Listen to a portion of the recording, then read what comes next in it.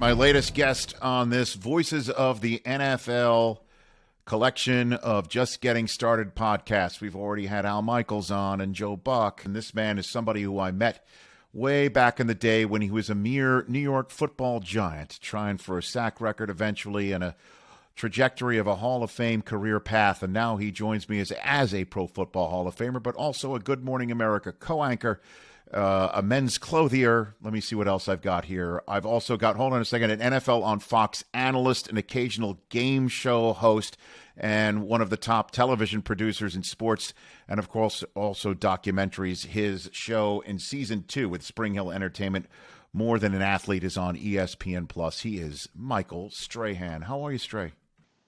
I'm good, man. How are you? I am no Rich Eisen, but I'm okay. Did I get that all right? Did I get that done? Yeah. You got it all down, man. I appreciate it. That's all the time I have. That's all the time I have. Thanks for joining me, Michael. It's been a pleasure. Hey, but I love what you're doing here, though, and the names that you have, people that you have, ladies and gentlemen, thank you, that you have coming on is real. I'm honored to be considered to be in that group. Oh gosh, well you are a voice of the NFL, and obviously having a Hall of Fame playing career, and there are so many, and obviously you host an aptly named show as well as produce it, More Than an Athlete, on ESPN Plus, because you are the model. I mean, you are what so many players perhaps are going through right now in the NFL, wondering can they do what you're doing, what you have done since hanging him up. And that's part of the reason why I also wanted to have you on here, Stray, is not only because I consider you a friend, but what you've done is beyond, I mean, impressive isn't even the word.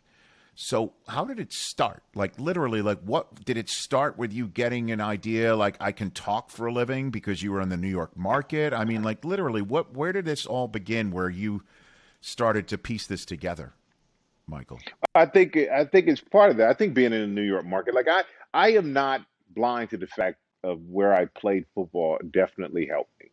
I could have had this career somewhere else and it probably wouldn't have been as big of a deal, or I wouldn't have the same opportunities that I had. But being in New York and always being asked to do interviews and be on shows, and I said yes, not because I looked at it as a career. I just looked at it as I can have fun. Like I'm talking to people. It's about sports. It's about whatever. How hard could that be?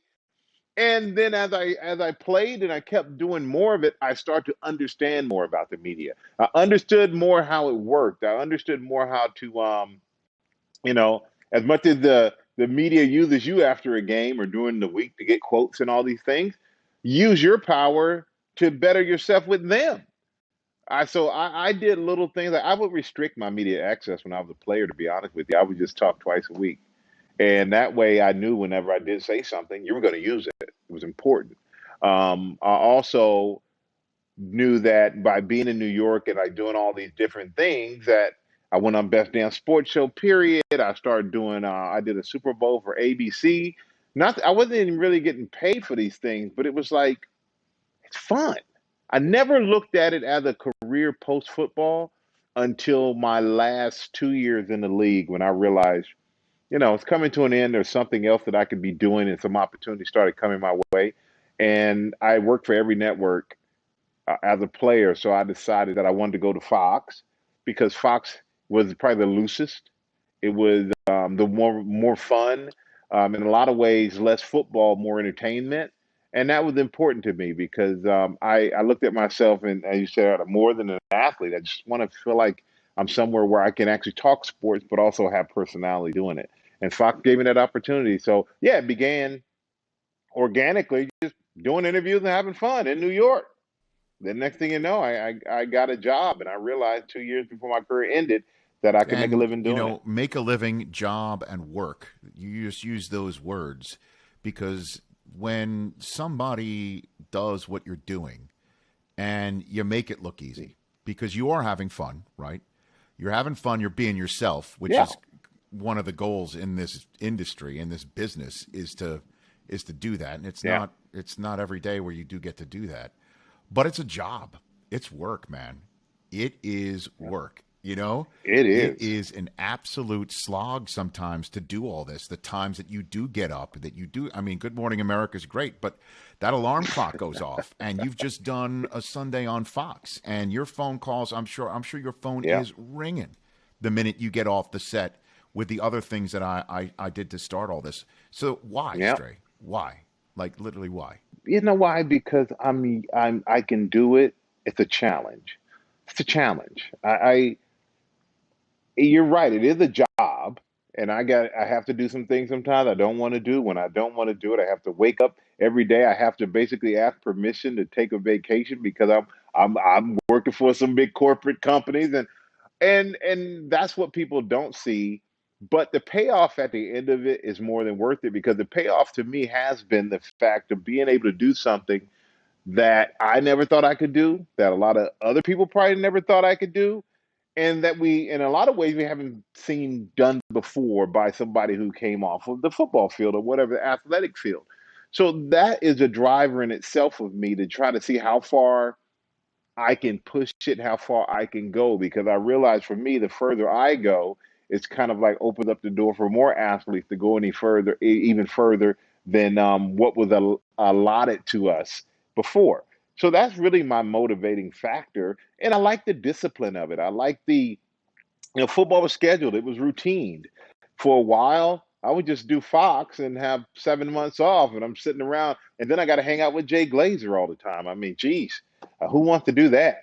So I had, I had to find something else to do. And I was always interested in business, Rich. I came to football late as a senior in high school. So I never looked at it as football was the only thing that I could do.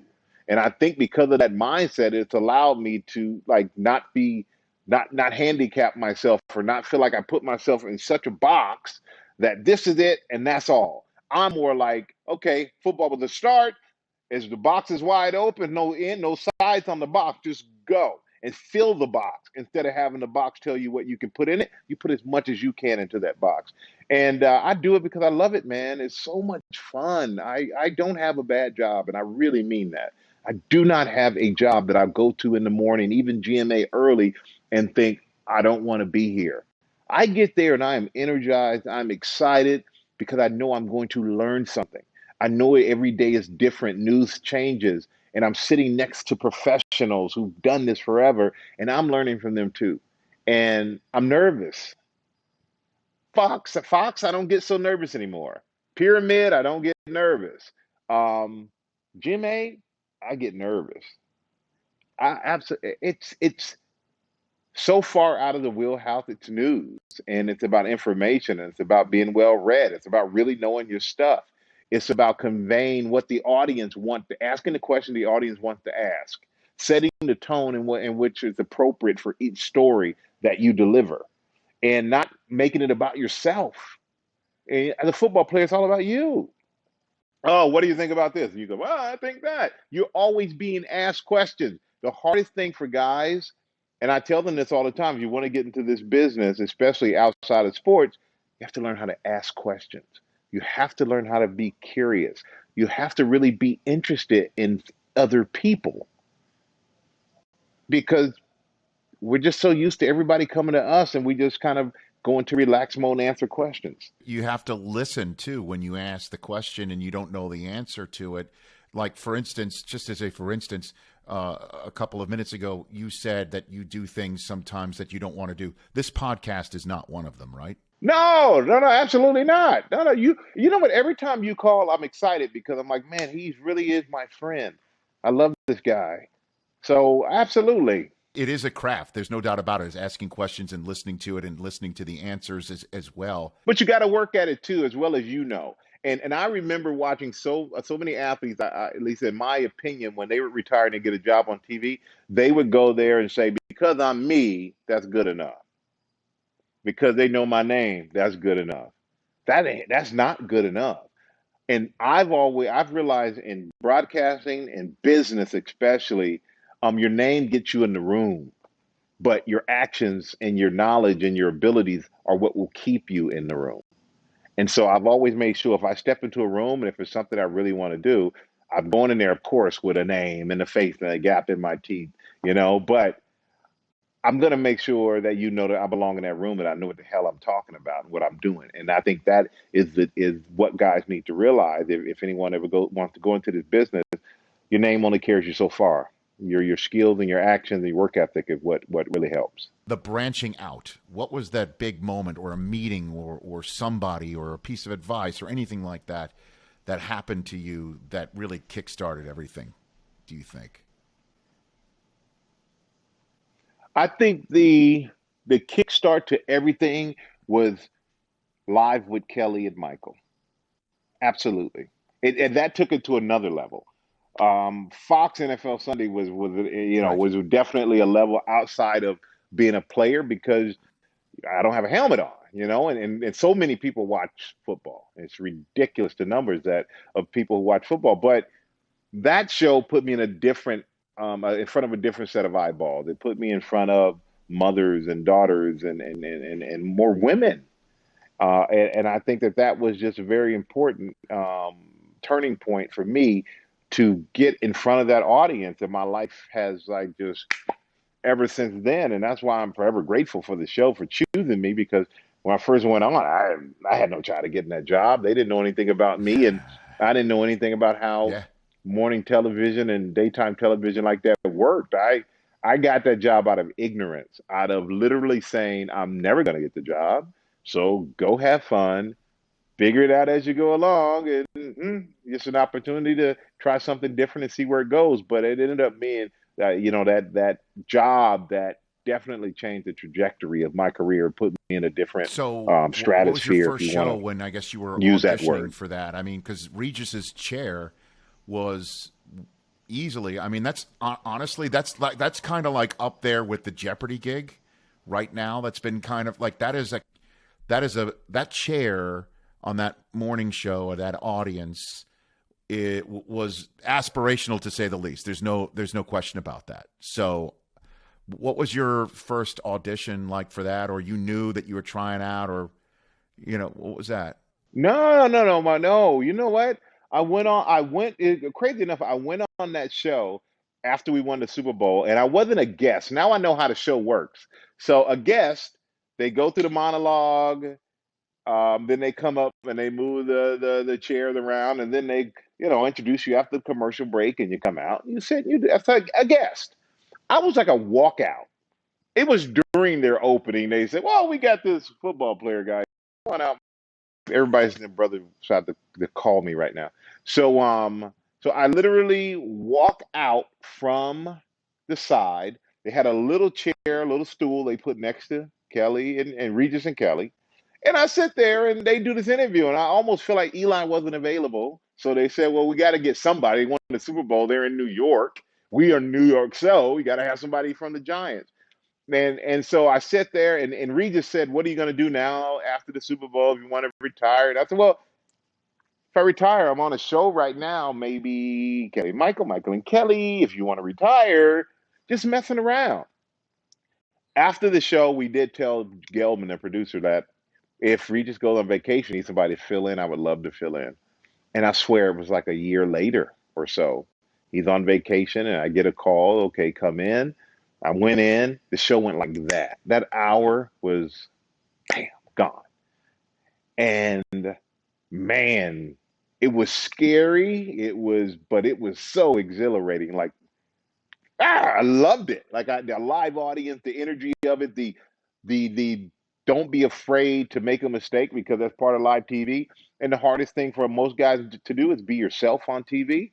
And I don't have a problem with that. I have no problem with looking silly or yeah, I'm very comfortable with who I am, man. So to me, that show fit like a glove. And after that, I hosted that show, guest hosted it 20 times. And never did I necessarily think until the last 5 times that, okay, I legitimately have a shot at this job. The first 15, I went in and did it in hopes. After about 10, I started hoping because I loved it so much. But I knew there was no guarantee because my name was probably the least likely name to get picked to do it because you had guys who'd grown up in this business who were more known for that.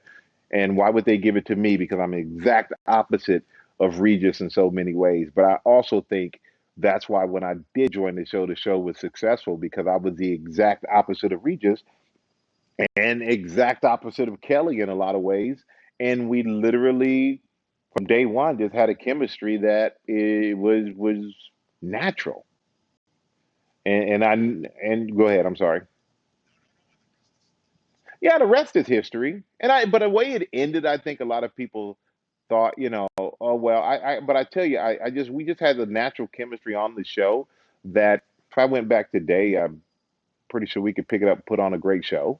I just something about she watching her and understanding how she operated on that show and understanding the space that she needed on that show and what the role was. It was so comfortable, I think, for her. So that was the best learning experience I've ever had on TV. Yeah, Yeah, as far as like and early in my career.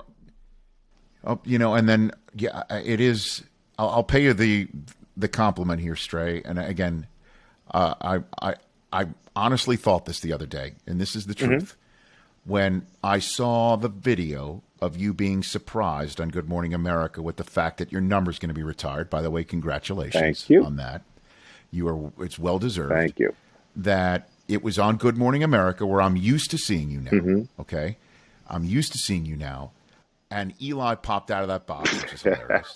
And your reaction to it was hilarious. I mean, because that's what TV is all about, is just natural stuff and your natural reaction, which you're now a natural at.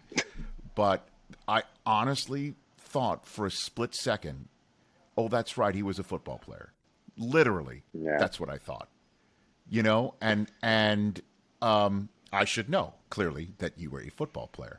But it's kind of like part of your past Yeah. and not your current day, which is what it's all about. It's crazy you say You know? that. I'll be honest with you, you say that, and I forget. Rich, I swear to you, I forget.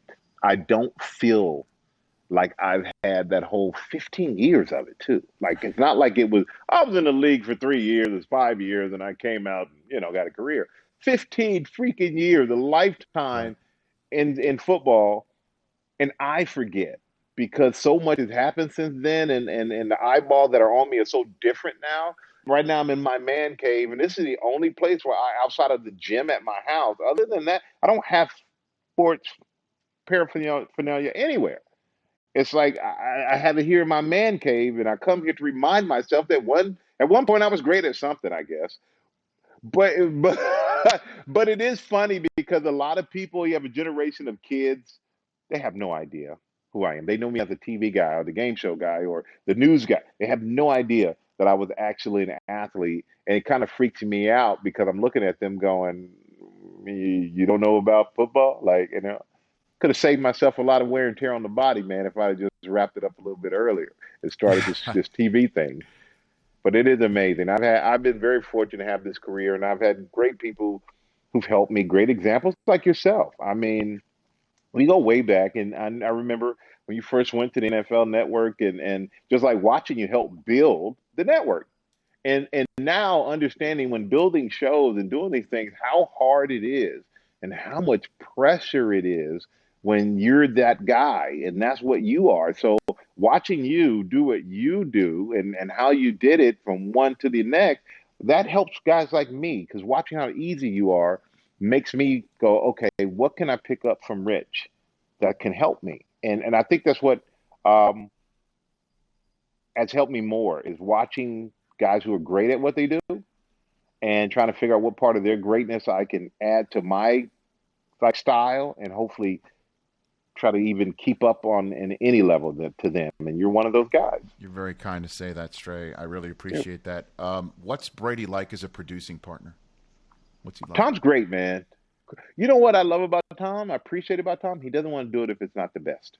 Absolutely has to be the best quality, the best story. He's uncompromising in being the best. And even after their first win, the week one, that great game on Thursday night, he's like, "Hey," I texted him. I said, "Great game, come back." And his thing is, "Yep, got to get better." I'm like, I said, well, the quest for, getting better in life on and off the field never ends. I'm trying to sound philosophical Yes. because the guy just basically told me, thank you, but no thank you. That's not good enough. And he's just always on the quest to be the best. And that's how you, as a producing partner and as a business partner, just want to be the best in every way. It's stupid, man, that he's trying for 8. It's really dumb when you think about it. I mean, like, Yeah. when you're talking about when NFL Network first started in '03, it was like 4 was the number, 4 Yeah. was the number when it was about Montana and your NFL on Fox cohort Bradshaw. That's the number. He's Yeah. going to double it this year, and that's insane. It's Double. it's insane. It's insane though, and like he's going to double it. It's doubling the wins. It's Okay. crazy. The guy's been in 10. He's been in 10 Super Right. Bowls. And I just look and go, I can't imagine winning 7. But God, I can't imagine being in 10. But you got him though. I went to You got him though, 2 Stray, and right? I was You got him lucky. though. You're the. Yeah, yeah, yeah. Thank goodness, because had I not, I mean, I may have had to go back and play one more year to see if we could actually pull it off again. So thank you for letting me retire. But that was, man, I can't imagine he deserves all the accolades he gets. He deserves to be called the GOAT, even though he doesn't like it. He deserves to, to still be looking as great and throwing as well as he does because he puts in every ounce of work to make sure that he can play like that. And he's serious about this diet. He's serious about, pliability and about the It TB12 method. works. He lives by Yeah. what he says. And the hardest thing for me to understand truly is that here's the guy, Rich, I knew at 36, 15 years, we won that Super Bowl. And even before that, I was like, I'm tired, man. I'm tired of pep talks. I'm tired of, coming out of this tunnel doesn't give me the same exhilaration. And of course, the Super Bowl did. But I'm like, you know how much work it is to get to that point? To have the mentality to do it for 22 years the same way is unbelievable to me. I'm more amazed at that in a lot of ways than I am by 10 Super Bowls and going for number 8. Just the mentality to be able to compete and want to compete It's at that insane. level, day It in is and day out. amazing. He's amazing.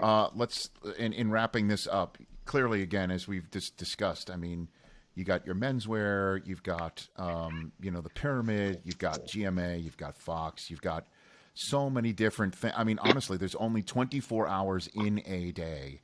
Why do the show you're doing with ESPN Plus with Spring Hill Entertainment?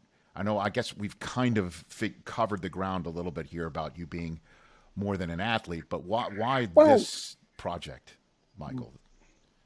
because first of all, I love the fact of working with other athletes. So and helping other guys and helping each other, right? So this team up with Spring Hill, the team up with LeBron, the team up with Maverick, was a big deal because I think just teaming up and showing the athletes working together to create things themselves is really important.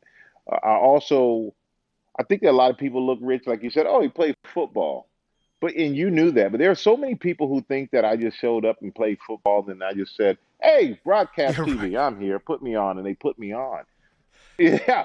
But it's not that way. There was so much growing up and I had to go through in every facet of my life that I just want people to see that, not so much for seeing and knowing me better in a lot of ways, but so much for hopefully seeing themselves at some point in my journey so that they understand that, hey, okay, it wasn't always easy for him. Oh, I felt that way before. Oh, I've been uncomfortable before. I've been rejected before. I've been applauded before. And a lot of things is like, how do you handle not just failure, but how do you handle success? Both are equally important. How do you treat people? Um, how do you conduct your day-to-day life personally and professionally? And I just want people to see that no matter what, keep pushing. If you have a dream, don't let anybody stop you from it. Surround yourself with people who want to build you up, not people who want to tear you down. And most of all, you will doubt yourself more than anyone else will ever doubt you. And you have to figure out how to convince yourself that you can be as great as you want to be, more so than expecting someone else to build you up. That's why it's called, as Cat Williams said, self-esteem. The You got way to I've been find it. ending all these interviews is asking all these broadcasters, what's the best piece of advice they've gotten in their career. So I'll ask that of you, if it's in the broadcasting world, football world, life world, anything. What's the best piece of advice that you've gotten, Michael Strahan? Man, Robin Roberts gave me the best piece of advice when it comes to like I said, GMA is the toughest thing I've ever done. Robin Roberts at the Oscars on the red carpet.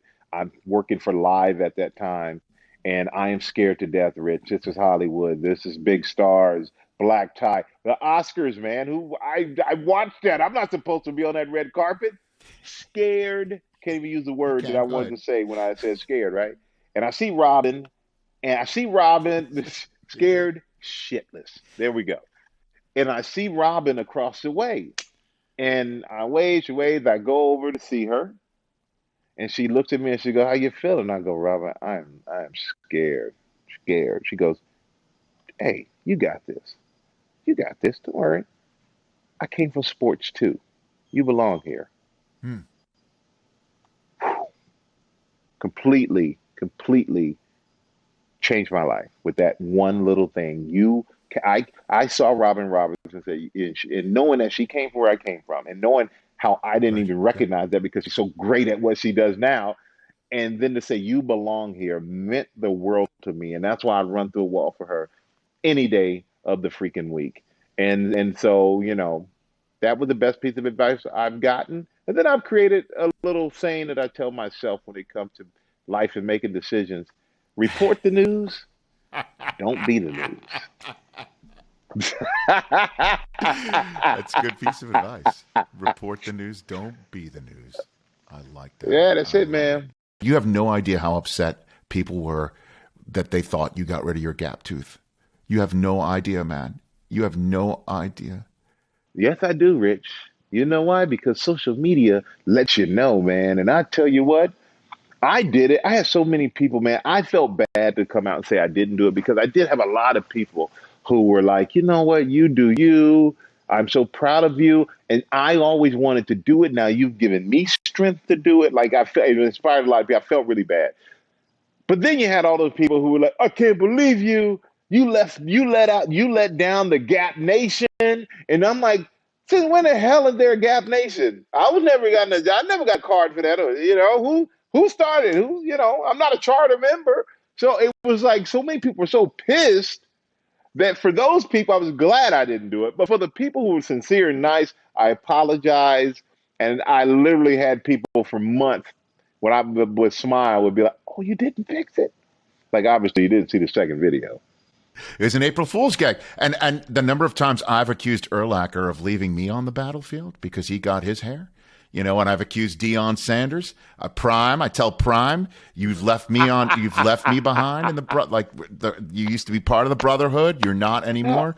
And Deion, who refers to himself as the comeback player of the year, he keeps telling me, he told me that my wife, Susie, that she really deep down, she wants me to get the hair. Deion said it was like, we're double dutching, and Susie's got one end of the rope, and she's kind of looking at me saying, "Come on in here, come on," and she's just by herself.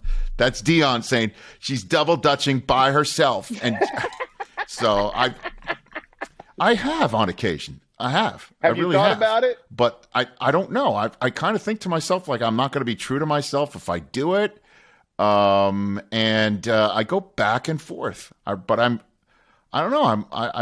I always feel like I'd get people saying you left me behind, but then there's other just you be you. Be you, make yourself happy. You look good either way, man. I mean, yeah.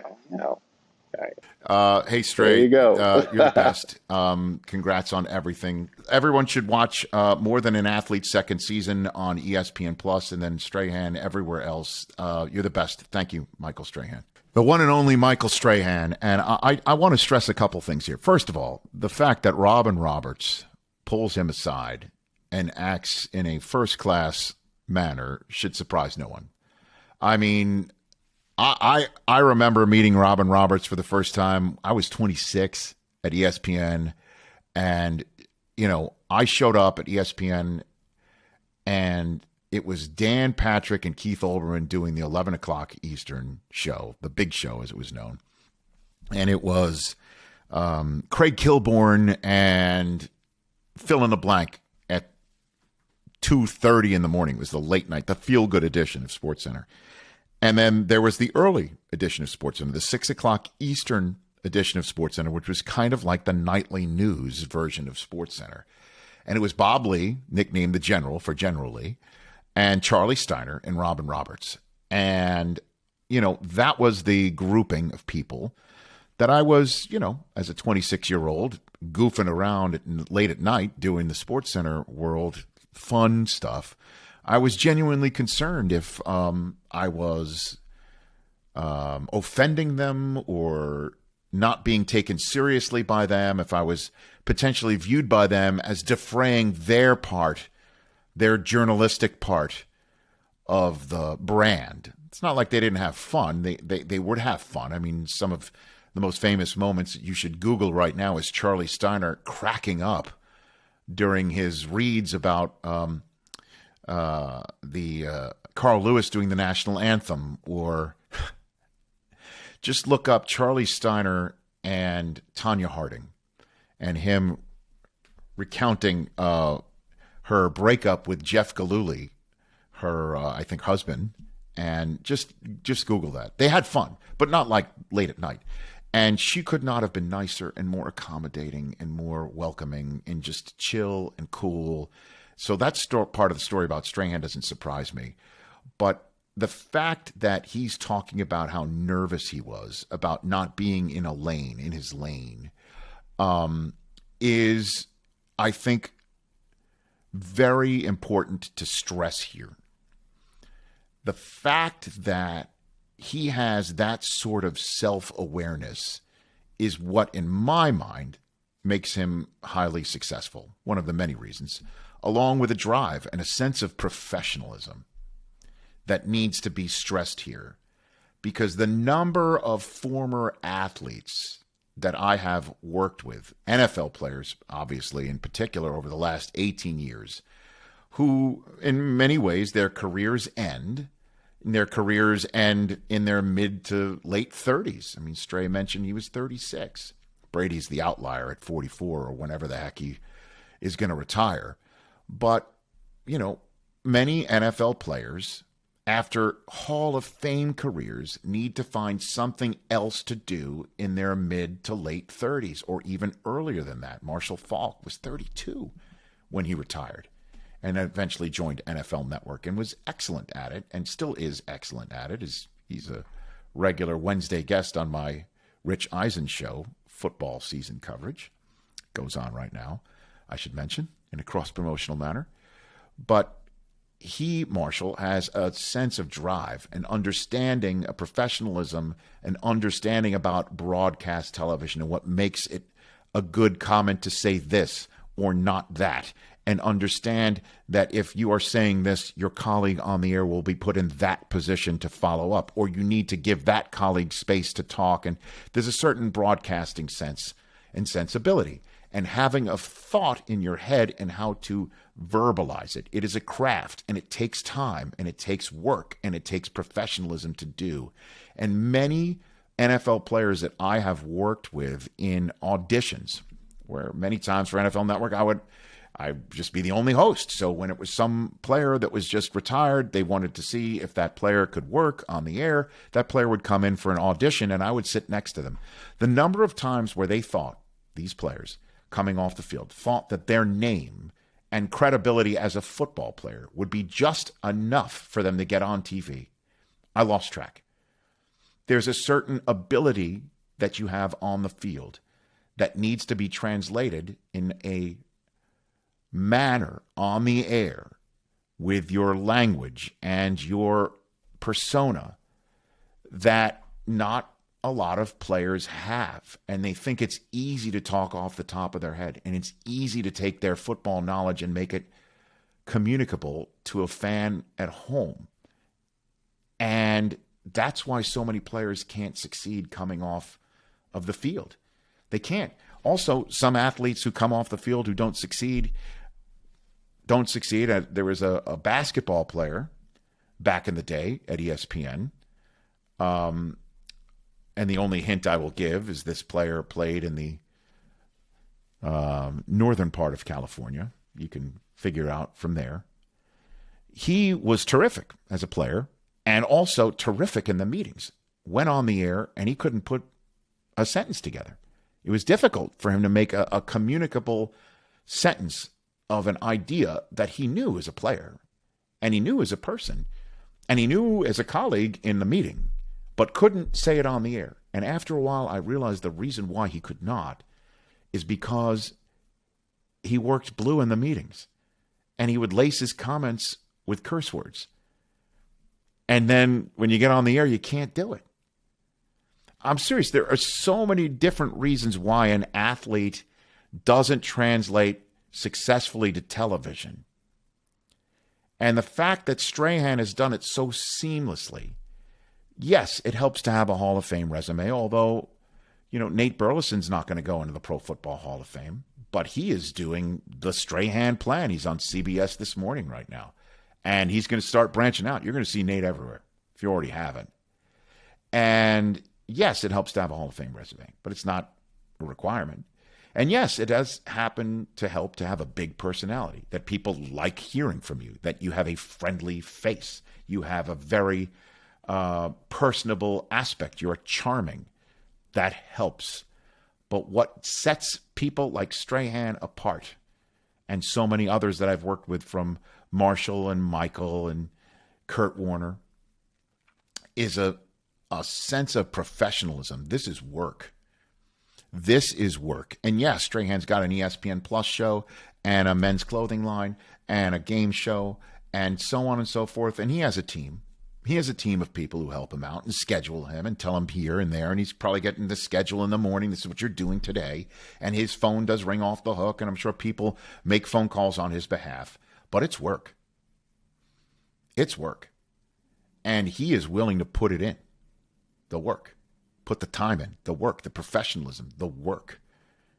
It's a craft. And I think that's part of what I'm hoping you gain out of this podcast series, that the work that we're talking about, broadcast and sports broadcasting and NFL sports broadcasting, which is, a golden ticket, to use a Wonka phrase, in the profession. And it is something that is a labor of love. And it is something, as Strahan said, and something that I will always say, lucky, very fortunate, certainly in this time and day and age where the NFL, everything to do with the NFL is a saga. It's a drama. It lights up a phone line on a daily show. It gets a remote clicking to it, or a click on a link. But it's work.